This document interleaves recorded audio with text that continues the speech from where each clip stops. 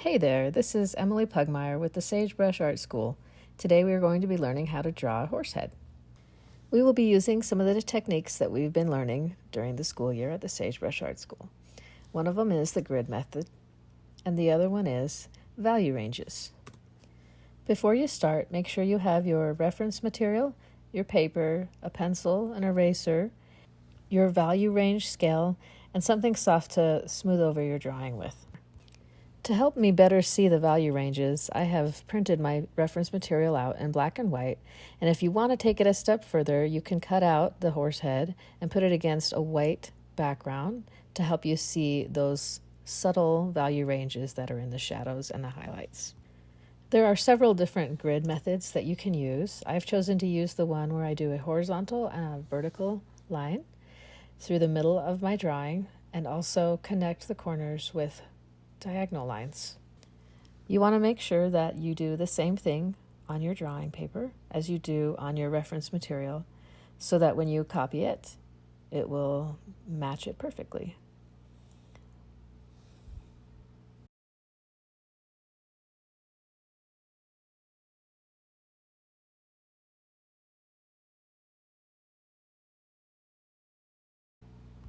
My mindset at this point is just to get the outside line accurate, as well as some of the main points on the inside, like where the eye is, where the nose and the mouth are, where the jawline is and the ears, and where the mane comes to.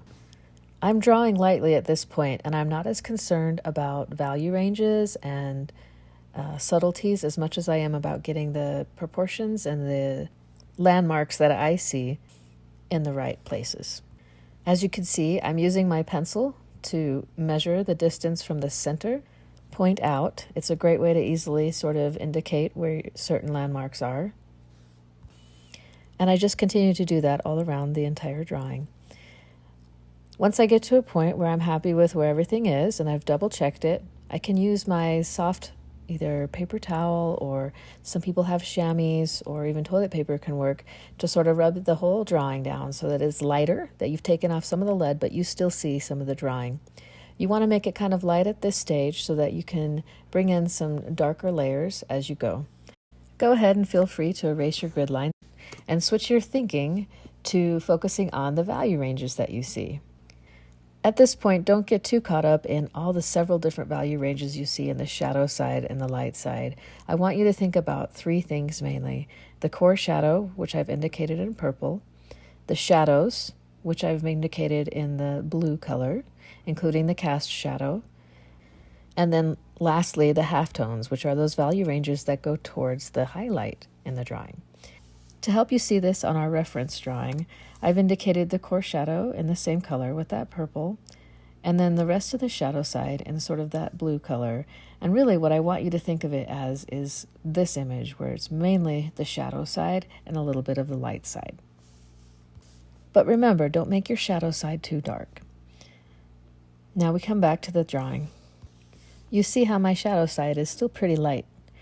This gives me a lot of room to play with and work around with as I start to refine it and make it slightly darker and darker, double checking with my reference and also with my value scale finder to make sure I'm matching the values with the one on the reference image. Don't be afraid to use your eraser at this point to help you see the highlights and to lighten any area that might have gotten too dark. This is one of the more enjoyable parts of the drawing, as you've already got the proportions figured out and the value ranges set out to a degree. You can start to refine things that you see and darken the core shadows and work on some of those halftones now. Don't be afraid to use the chamois or soft tissue that you have or your eraser to keep refining the highlights and halftones as well as the edges of your drawing.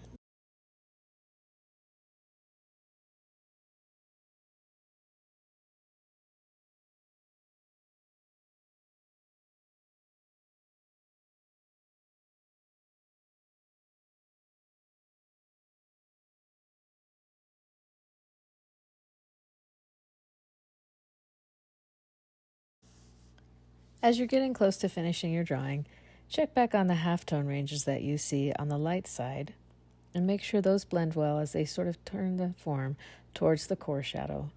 That will really help it pop. If you want to take this drawing to the next level, you can use some pencils that are either softer or harder than a 2B, and that will help you refine the drawing even further and closer to your reference material. Last but not least, if you're a student of mine, please sign your name and take a picture of yourself with this drawing. I can't wait to see all the progress you've made. Thanks for watching, and I hope you enjoyed this.